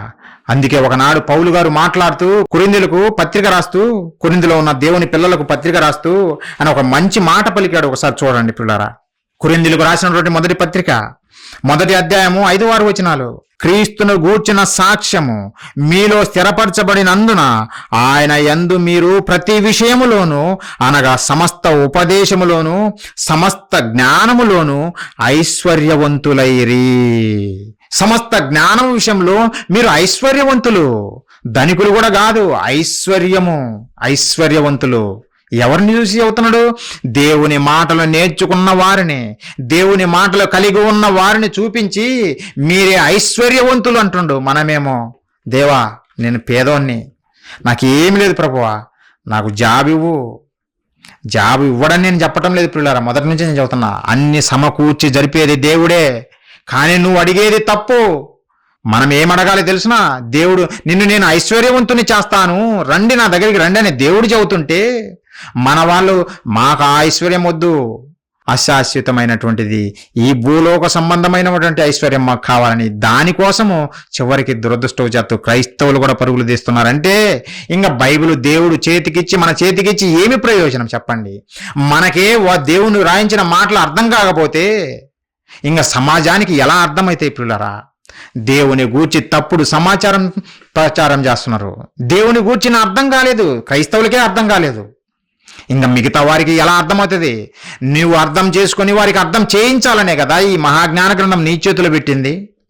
నువ్వు చేసే తప్పుడు బోధనలు బట్టి అనేక మంది అమాయకులు, అన్య జనుల్లో ఉన్నవారు దేవుణ్ణి అపార్థం చేసుకుంటున్నారు. ఆ క్రీస్తు దగ్గరికి, క్రీస్తు మహాజ్ఞానానికి దగ్గరికి రాలేకపోతున్నారు. కేవలము మనము చేసే తప్పిదాలను బట్టే, మనం చేసే బోధనలను బట్టే. ప్రియులారా, దేవుడు చదువుతున్నాడు పౌలు గారి ద్వారా, మిమ్మల్ని ఐశ్వర్యవంతులను, సమస్త జ్ఞానములో మిమ్మల్ని ఐశ్వర్యవంతులను చేయాలనే ఈ జ్ఞానం మేము బోధిస్తున్నాము. భూలోక సంబంధంగా కాదు, దేవుని జ్ఞానములో మిమ్మల్ని ఐశ్వర్యవంతులను చేయాలని. దేవుని జ్ఞానములో దేవుడు మమ్మల్ని ఐశ్వర్యవంతులు చేశాడు. దేవుని జ్ఞానం ఉన్నవాడే ఐశ్వర్యవంతుడు. ఈ భూలోకంలో ధనము సంపాదించుకున్నవాడు కాదు, బిల్ గేట్స్ కాదు ఐశ్వర్యవంతుడు, అంబానీ కాదు ఐశ్వర్యవంతుడు. దేవుని మాటలు కలిగిన మనమే, ఆ మాటలు అర్థం చేసుకున్న మనమే ఐశ్వర్యవంతులం. ఎందుకో తెలుసున, ఒకరోజు దేవుని ఉగ్రత భూమి మీదకి రాబోతుంది. ఆ ఉగ్రత నుండి తప్పించేది ఏదైనా ఉంది అంటే ఈ లోకంలో పిల్లరా ఈ మహాజ్ఞానము, దేవుని జ్ఞానము, దేవుని మాటలు, దేవుని వాక్యము, దేవుని జ్ఞానము, సత్యము, ఇవన్నీ పర్యాయ పదాలు పిల్లారా. అంతా ఒకటే అర్థం. ఆ వాక్యమే క్రీస్తు పిల్లరా. ఆ ఐశ్వర్యం మీకు ఇవ్వాలనే ఈ మీటింగ్స్ చేసి మేము చదువుతున్నాం పిల్లరా. ఈ ఐశ్వర్యం ఇవ్వకూడదని అపవాది కూడా మమ్మల్ని ఎన్నో చిక్కులు పెడుతుంది, అడ్డంకులు వేస్తున్నది మనుషుల ద్వారా అన్ని విధాలుగా. కానీ దేవుడు ఆపడు పిల్లరా. తన సంకల్పంలో ఉన్న వారికి చెప్పేంత వరకు దేవుడు ఈ కార్యాలను ఆపడు, జరిగిస్తాడు. కొద్ది మందిగా వచ్చినా మీరు వింటున్నారు, అదృష్టవంతులం పిల్లరా. ఈ మహాజ్ఞానమే మీకు బోధించాలని, ఈ మహాజ్ఞానమే మిమ్మల్ని రేపు తప్పించేది పిల్లరా ఉగ్రత నుండి. సత్యం అనే ధనము పరలోక రాజ్యంలోనే దొరుకుతుంది.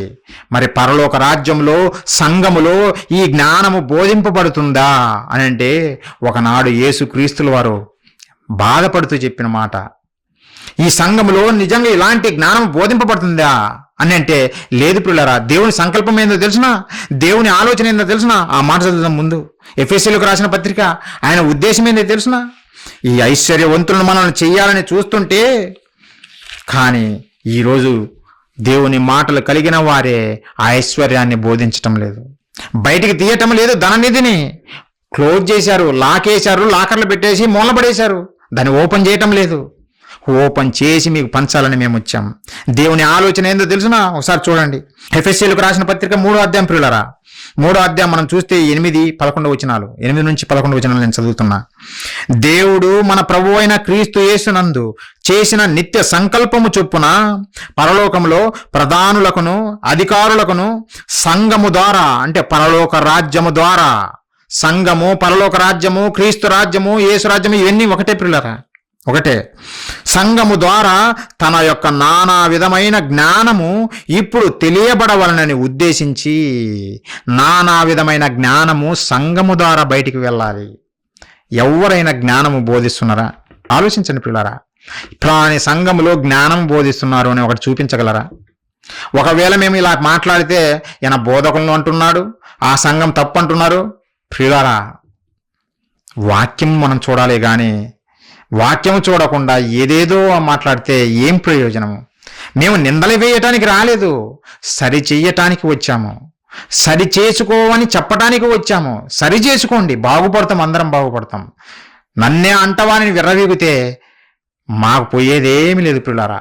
ఒక్కరు వచ్చినా వారికి నేర్పుతాం చాలు, ఒక్కరు విన్నా చాలు, ఒక్కరు బాగుపడినా చాలు. ప్రియులారా, దేవుడి ఆలోచన నిత్య సంకల్పమైనది. నిత్య సంకల్పం అనేది తెలిసిన క్రీస్తును గూర్చిన నానా విధమైన జ్ఞానము, ధనము, సత్యమనే ధనము, దేవుని వాక్యము బోధించాలని, అలాగే క్రీస్తు ఐశ్వర్యమును అన్యజనులు ప్రకటించుటను. క్రీస్తు ఐశ్వర్యము, మనోళ్ళు అంటారు ఆయన దరిద్రుడయ్యాడు మనల్ని ఐశ్వర్యవంతులుగా చేయటానికి, కాబట్టి మనము ధనవంతులం కావాలి, ఆ ధనం కొరకు మనం ప్రార్థన చేయాలని మోకాళ్ళేసి ప్రార్థన చేస్తారు మనోళ్ళు. బోధకులు అదే నేర్పుతారు, అదే కదా ఈరోజు బోధకులే కదా.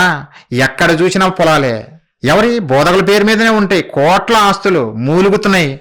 సంఘానికి వచ్చే సహోదరులకు ఏమాత్రం పంచడు, వాడి కుటుంబము, అంతే ప్రియులారా. వాడు అనుకుంటున్నాడు, ఏమనుకుంటున్నాడు తెలిసిన, క్రీస్తు మన నిమిత్తం దరిద్రుడాడు, ఎందుకు మనల్ని ఐశ్వర్యవంతులు చేయడం కోసం. బోధకుడా ఆలోచించు, ఈ ఐశ్వర్యం నిన్ను కాపాడదు.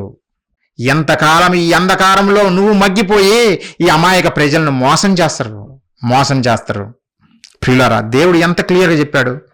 ఏ ఐశ్వర్యం ఇవ్వాలనుకుంటుండు? క్రీస్తును గూర్చిన సమస్త విధమైనటువంటి నానా విధములైనటువంటి జ్ఞానము, ఐశ్వర్యము, అది ఇవ్వాలనుకుంటుండు దేవుడు. అదే ఎందుకు ఇవ్వాలనుకుంటుండు దేవుడు? ప్రియులారా, పరలోక రాజ్యం ద్వారా ఈ జ్ఞానమే ప్రకటింపబడాలి, ఈ మహాజ్ఞానమే ప్రకటింపబడాలి. కానీ ఈరోజు ఆ జ్ఞానము లేదంటే ఆ ధననిధికి తాళం వేసేసి వారు బోధించరు, వారు తీసుకురా ధనము, లేదంటే తీసుకోవాలని వచ్చిన ప్రజలకు ఇవ్వరు ప్రియులారా.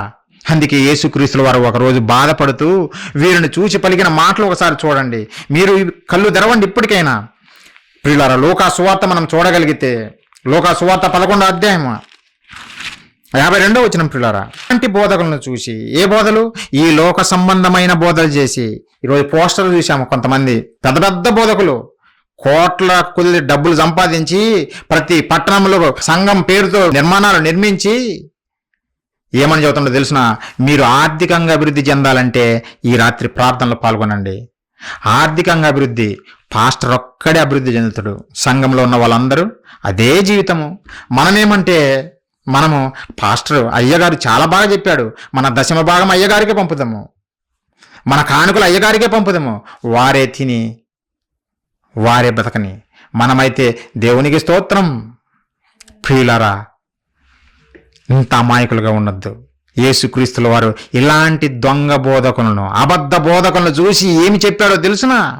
వీరు పరలోక రాజ్యంలో దాచబడినటువంటి ఆ ధననిధిని ఓపెన్ చేసి తన ప్రజలకు పంచాలని దేవుడు అధికారం ఇస్తే, దేవుడు జ్ఞానం ఇస్తే, ఆ జ్ఞానం వీరికి పంచకుండా ఏం చేస్తున్నారో లూకా సువార్త 11:52 వచనము.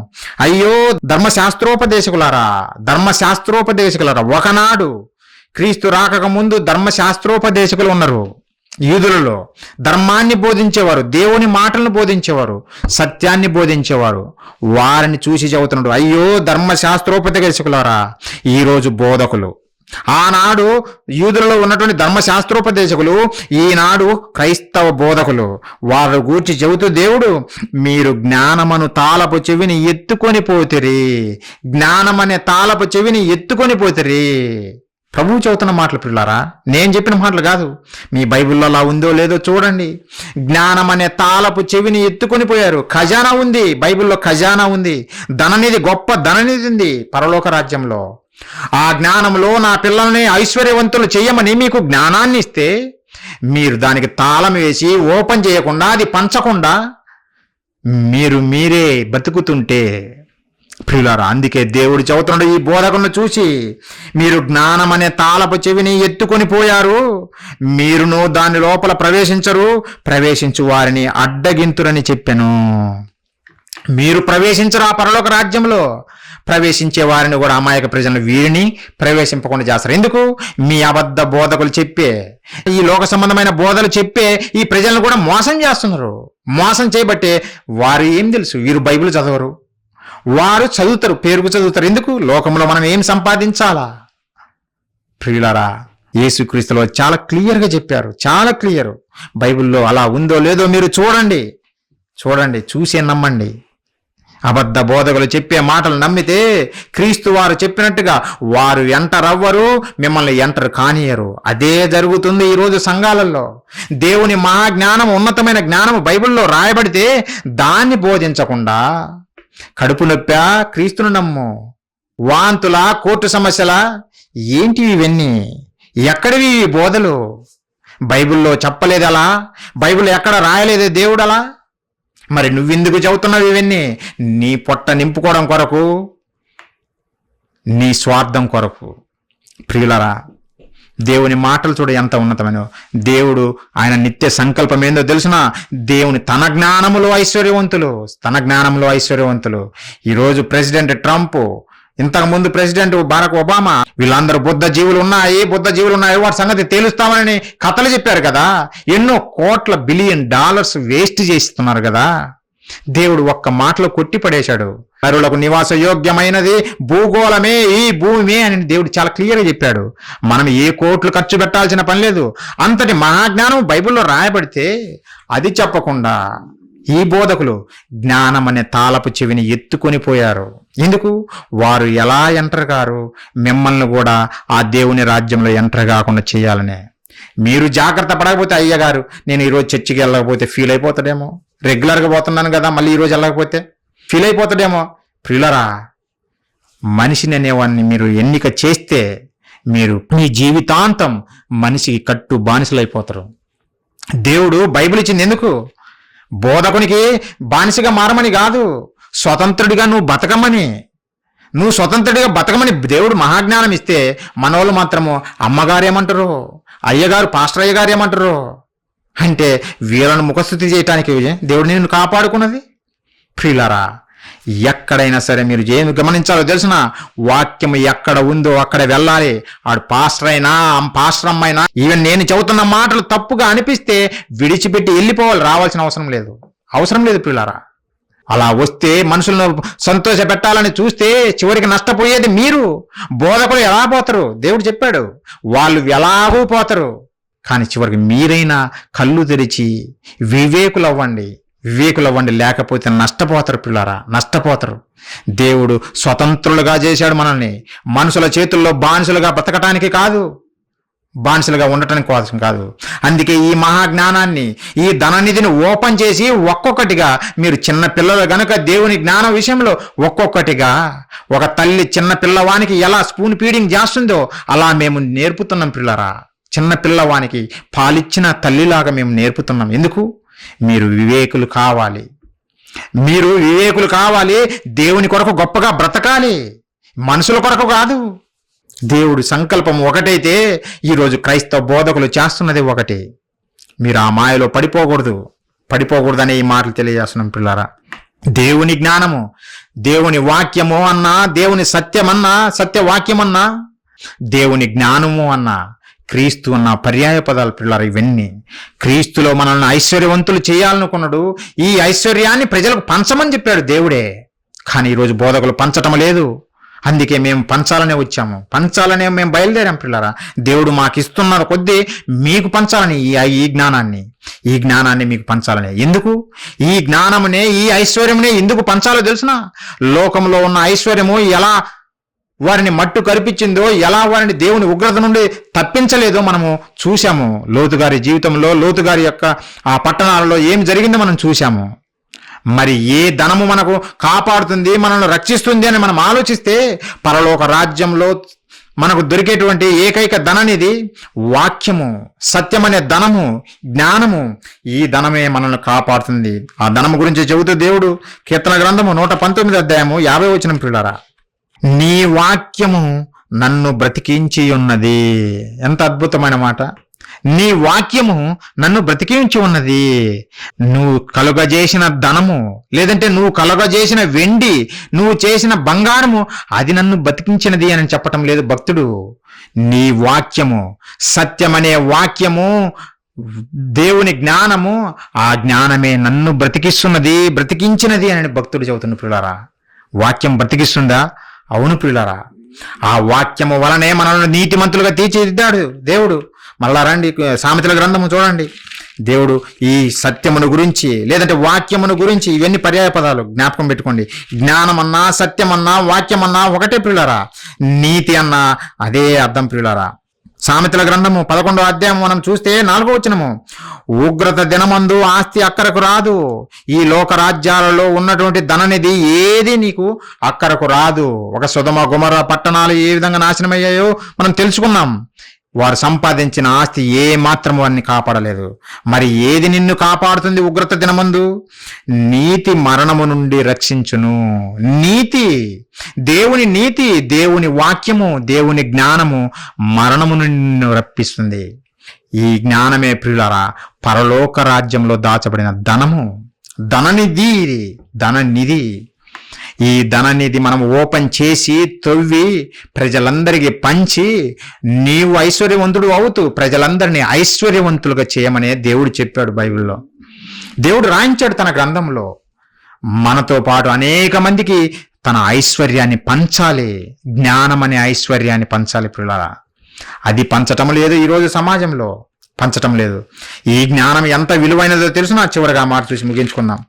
మనకు దేవుడిచ్చిన ఈ జ్ఞానము, ఈ వాక్యము ఎంత విలువైనదో, ఎంత ఉన్నతమైనదో తెలుసునా? సామెతల గ్రంథం 8వ అధ్యాయం ప్రియులారా 11వ వచనము మొదటి వచనం చూస్తే జ్ఞానము ఘోషించుచున్నది అని చెబుతున్నాడు. అంటే జ్ఞానము గురించి, దేవుని జ్ఞానము గురించి చెబుతూ 11వ వచనంలో అంటున్నాడు, జ్ఞానము ముత్యముల కన్నా శ్రేష్టమైనది. జ్ఞానము ముత్యముల కన్నా శ్రేష్టమైనది. మనిషి ఏమో ఈ ముత్యముల కోసం పరుగులు తీస్తాడు. పిల్లరా, అన్యజనులు పరిగెత్తారంటే వారికి తెలియక పరిగెత్తారు. మరి క్రైస్తవుడు ఎందుకు అలా పరుగులు తీస్తున్నాడు? తెలియదు గనక, ఈ జ్ఞానము చెప్పలేదు గనక. జ్ఞానము ముత్యముల కన్నా శ్రేష్టమైనది, విలువ గల సొత్తులేమి దానితో సాటి రావు. నువ్వు ఈ ప్రపంచంలో ఇది విలువైనది అని నువ్వు తీసుకొస్తే అది కూడా దేవుని జ్ఞానమునికి ఏ మాత్రం సాటి రావు. ఏ మాత్రం సాటి రావు. ఎందుకంటే దేవుని జ్ఞానమే నిన్ను రక్షించేది, నిన్ను బ్రతికించేది, దేవుని యొక్క ఉగ్రత నుండి నిన్ను తప్పించేది. ఈ భూమి మీద ఉన్నటువంటి సిరి సంపదలు కాదు. చరిత్ర చెబుతుంది, మానవుల చరిత్ర మనం చూస్తుంటే మనకే అర్థమవుతుంటది పిల్లరా. దేవుని జ్ఞానమే మనల్ని తప్పించేది. ఇంకా ఆ మాట అదే అధ్యాయంలో మనం చూస్తే పిల్లరా, 8వ అధ్యాయము సామెతల గ్రంథం మనం చూస్తే 18వ వచనము, ఐశ్వర్య ఘనతలను స్థిరమైన కలిమియు నీతియు నా యొద్దనున్నవి. ఐశ్వర్యం ఉంది నా దగ్గర ఐశ్వర్యం ఉంది. మళ్ళీ ప్రజలు ఏమనుకుంటారు తెలిసిన? ఐశ్వర్యం అంటే ఈ లోక సంబంధమైన ఐశ్వర్యం అని ఉంటారు. కాదు పిల్లరా, కాదు. జ్ఞానం అనే ఐశ్వర్యము. 19వ వచనము, మేలిమి బంగారము కంటెను అపరంజి కంటెను నా వలన కలుగు ఫలము మంచిది. జ్ఞానం గురించి చెబుతుండు. మేలిమి బంగారు కంటే అపరంజి కంటే నా వలన, జ్ఞానము వలన వచ్చు ఫలము మంచిది. జ్ఞానం వలన వచ్చే ఫలము నీకు మంచిది. ఉగ్రత నుండి తప్పించేది అదే. అంతే అధ్యాయం 35వ వచనం చూస్తే, నన్ను కనుగొనువాడు అంటే జ్ఞానమును కనుగొనువాడు జీవమును కనుగొనును. ప్రియులారా, ఎన్ని అద్భుతమైన మాటలు మన కోసం రాయించాడు. ఎన్నో ఉన్నాయి. ఈ జ్ఞానం ఎక్కడ దొరుకుతుందో తెలుసునా? నిజమైన దేవుని సంఘము, క్రీస్తు సంఘంలోనే, క్రైస్ట్ చర్చ్లోనే మనకు లభ్యమవుతుంది. మళ్ళీ నేను డినామినేషన్ గురించి చెప్పటం లేదు. మరలా ఇది క్రైస్ట్ చర్చ్, ఈ డినామినేషను, ఇది బేతేల్ చర్చి, ఈ డినామినేషన్స్ గురించి నేను చెప్పటం లేదు. నిజమైన దేవుని సంఘము, క్రీస్తు సంఘము, అది ఎక్కడ ఉన్నా వాక్య ప్రకారంగా జరిగిస్తున్న ఎక్కడైనా సరే ప్రియులారా, అక్కడే మీకు ధనము, ఐశ్వర్యము, దేవుని మహాజ్ఞానము బోధింపబడుతుంది. ఇప్పుడు ఇక్కడ ఖమ్మం పట్టణంలో మేము బోధిస్తున్నాం. ఈ చుట్టుపక్కల ప్రాంత ప్రజలందరికీ దేవుని జ్ఞానంలో వారిని ఐశ్వర్యవంతులు చేయాలని మేము బోధిస్తున్నాం ప్రియులారా. ఇదే శాశ్వతమైన ధనము, మరణము నుండి తప్పించేది, దేవుని ఉగ్రత నుండి తప్పించేది, మనల్ని నిత్య జీవానికి నడిపించేది ఈ జ్ఞానమే ప్రియులారా. దేవుని జ్ఞానము, దేవుని వాక్యము, మరి ఏది కాదు. దేవుని వాక్యములో ఐశ్వర్యవంతులు కావటానికి చూడండి. అప్పుడు మిగతా ఏం కావాలో అవే దేవుడు ఇస్తానన్నాడు. క్రీస్తు చెప్పిన మాట మీకు గుర్తుంది కదా. ఏమి తినాలా, ఏమి ధరించుకోవాలా, ఏమి త్రాగాలా, ఎందుకురా బాబు ఇంత ఆలోచిస్తారు? ఆకాశ పక్షులను చూడండి, అవి మీలాగా ఉదయం పోయి నైట్ దాకా పనిచేయవే, అయినా వాటిని నేను పోషించుచున్నానే. వాటికంటే మీరు శ్రేష్ఠులు. మిమ్మల్ని నేను పోషించలేనా? మొదట నా నీతిని, నా వాక్యాన్ని వెతకండి, నా మాటలను వెతకండి, నా రాజ్యాన్ని వెతకండి. మీకు ఫుడ్ కావాలి కదా, జాబ్ ఉంటేనే ఫుడ్డా? ఏలియా గారు ఆయన ఏం జాబ్ చేయలేదు, ప్రవక్త గారు ఏ జాబ్ చేయలేదు. ఉన్న ఊరు నుంచి కూడా బయటికి వెళ్ళిపోయాడు యెజబెల్ దెబ్బకు, ఎక్కడ చంపేస్తుందో అని భయపడుతూ వెళ్ళిపోతే పిల్లరా, దేవుడే కాకులతో ఆహారం పంపించాడు. జాబు బ్రతికిస్తుంది అనుకోవడము మన అమాయకత్వం. దేవుని మాటలే మనల్ని బ్రతికిస్తాయి పిల్లరా. మనకు భోజనం పెట్టేది దేవుడే, ఈ భూమి మీద నిలబెట్టేది దేవుడే. ఎన్నో ఉగ్రతలు భూమి మీదకి దేవుడు పంపిస్తున్నాడు, ఆ ఉగ్రతలన్నిటి నుంచి తప్పిస్తున్నాడు దేవుడే. కరోనాలో ఎంతో మంది పోయారు, ఎంతో మంది మరణించారు పిల్లరా. కానీ నువ్వు నేను ఇంకా భూమి మీద ఉన్నామంటే కారణం ఏంటి? దేవుని ప్రేమ మన మీద ఉంది గనుకనే మనల్ని నిలబెట్టాలనుకున్నాడు. గొప్పగా ఈ సమాజానికి తన జ్ఞానం చెప్పే విధంగా నిలబెట్టాలనుకున్నాడు కనుకనే మనల్ని ఉంచాడు పిల్లారా. అందుకే మేము బుద్ధి తెచ్చుకున్నాము. దేవుని మాటలు అర్థమైనవి. ఈ ఐశ్వర్యాన్ని వృధా చేయకుండా, మాతో సమాధి కాకుండా, మా మరణం తర్వాత ఈ జ్ఞానం అనేది సమాధి కాకుండా, మా తదనంతరము అనేక మంది ఇంకా ఈ జ్ఞానంలోనే నడుచుకోవాలనే ఉద్దేశంతో ప్రయాసపడుతున్నాం. క్రైస్ట్ చర్చ్ ఖమ్మం వారు ఈరోజు మిమ్మల్ని ఐశ్వర్యవంతులు చేయాలని ఈ మాటలు చదువుతున్నాం. దేవుని మహాజ్ఞానము ఇదే బోధించాలి. ఈ పొట్ట కూటి కోసము దేవుడి నమ్ము, అది వస్తుంది ఇది వస్తుంది, అది తప్పుడు బోధలు ప్రియులారా. బైబిల్లో ఎక్కడ దేవుడు చెప్పలేదు అది. మీరు నా పని చేయండి, నేను మీకు అవసరమైన నేను ఇస్తానా అన్నాడు. ఆ మాటలు అర్థమైన గనుకనే ఈరోజు మీకు ప్రకటిస్తున్నాం, తెలియజేస్తున్నాం ప్రియులారా. ఈ లోకంలో నువ్వు ఎన్ని సంపాదించినా అవి ఏవి మనల్ని కాపాడవు. దేవుని ఉగ్రత ఒక రోజు రాబోతుంది ఈ మానవ ప్రపంచం మీదికి ప్రియులారా. చూడండి, ఇప్పుడే చూడండి ఎలా చంపుకుంటున్నారో ప్రపంచంలో. చంపుకుంటున్నారు ఒకరినొకరు.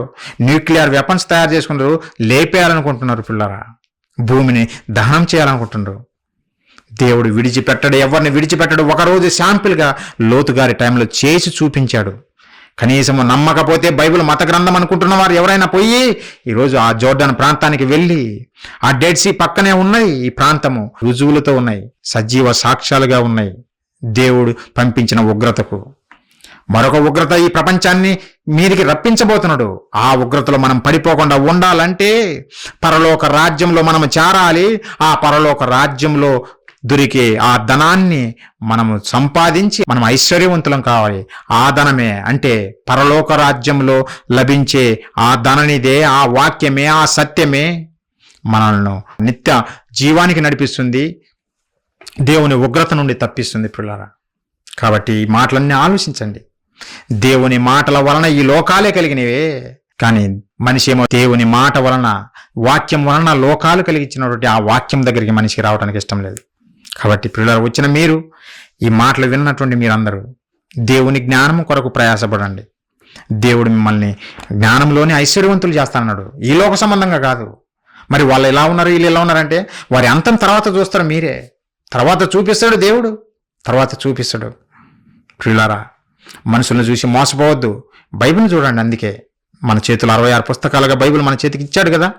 బైబిల్లో అలాగ రాయబడినయో లేవో చూడండి. బైబిల్ చూడకుండా ఆయన గొప్ప బోధకుడు, లక్షల మంది వెళ్తారు అని పోతే మిమ్మల్ని ఎవరు మార్చలేరు. మీరు స్వతంత్రులుగా దేవుని కొరకు ఉన్నతంగా బ్రతకాలని నేను మనస్ఫూర్తిగా కోరుకుంటూ ఈ మాటలు ముగిస్తున్నా. ప్రార్థన చేసుకొని ముగించుకుందాం పిల్లారా. అందరు తల వంచినట్లయితే ప్రార్థించుకుందాం. మహాపరిశుద్ధుడ, ప్రేమగల మా కన్న తండ్రి, మీ పరిశుద్ధమైన, ఘనమైన, శ్రేష్టమైన మీ నామానికి వందనాలు తండ్రి. కన్న తండ్రి, మా కొరకు మీరు సిద్ధం చేసినటువంటి ధననిధి మీ వాక్యము, మీ మాటలు తండ్రి, సత్యము మమ్మల్ని ఐశ్వర్యవంతులుగా చేయాలని మా కొరకు ఈ మహాజ్ఞాన గ్రంథాన్ని ఇచ్చారు తండ్రి. కానీ ఆ జ్ఞాన గ్రంథం పట్టుకున్నటువంటి మనుషులే ఈరోజు తప్పుడు బోధలు చేస్తూ, ఈ లోక సంబంధమైన బోధలు చేస్తూ తండ్రి అమాయకులైన ప్రజలను ఎందరినో మోసం చేస్తున్నారు. కన్న తండ్రి, మా హృదయాంతరంగాలు ఎరిగిన మా కన్న తండ్రి, మీకు తెలుసు నాయన, మేము ఏ ఉద్దేశంతో ఈ మీటింగ్ చేస్తున్నామో మీకు తెలుసు. ఈ మాటలు తండ్రి విన్నవారు వారి హృదయాల్లో నింపుకొని ఫలించేవారిగా, వారు మీ జ్ఞానంలో ఐశ్వర్యవంతులుగా ఎదుగులాగున కృప చూపి నడిపించండి. ఇంకా నాయన, ఈ మహాజ్ఞానాన్ని మేము అనేక మందికి వెదజల్లులాగున, ఐశ్వర్యవంతులు చేయులాగున మాకు మార్గాలు సిద్ధపరుస్తారని, సంఘం ద్వారా జరుగుతున్న ప్రతి కార్యాలలో తోడుగా ఉండి ముందుకు నడిపిస్తున్న విధానాన్ని బట్టి కృతజ్ఞతాస్తుతులు తెలియజేస్తూ తండ్రి, క్రైస్ట్ చర్చ్ టీం మెంబర్స్గా ఉండి కష్టపడుతున్న వారిని బట్టి ప్రార్థిస్తున్నాం. మీ కృప వారికి తోడుగా ఉంచి నడిపించండి. ఇంకా కలిసిగట్టుగా మీ నామ మహిమార్థమై ఎన్నో అద్భుత కార్యాలు మేము చేయలాగా మమ్మల్ని బలపరచండి తండ్రి. తండ్రి, మీ చిత్తమైతే మా ప్రభువు రక్షకుడు క్రీస్తు వారి రాకడ ఆలస్యమైతే మళ్ళా మేమందరము సంఘముగా కూడి మీ జ్ఞాన సంగతులు నేర్చుకునటానికి కృప చూపుతారని వేడుకుంటూ తండ్రి, ఈ ప్రార్థన మా ప్రభువును, మా రక్షకుడును, మీ ప్రియ కుమారుడైన క్రీస్తు వారి పుణ్యనామాన్ని అడిగి వేడుకుంటున్నాం తండ్రి. ఆమేన్. మనందరి తండ్రి అయిన దేవుని ప్రేమ, మన ప్రభువు రక్షకుడు క్రీస్తు వారి కృపయు, పరిశుద్ధాత్మ దేవుని అన్యోన్య సహవాసము మనకును సకల పరిశుద్ధులకును దేవుని చిత్తము చొప్పున జరిగిస్తున్న ప్రతి ఒక్కరికి తోడై ఉండి నడిపించునుగాక. ఆమేన్. ప్రియులారా, మీ అందరికీ నా వందనాలు తెలియజేస్తున్నాను.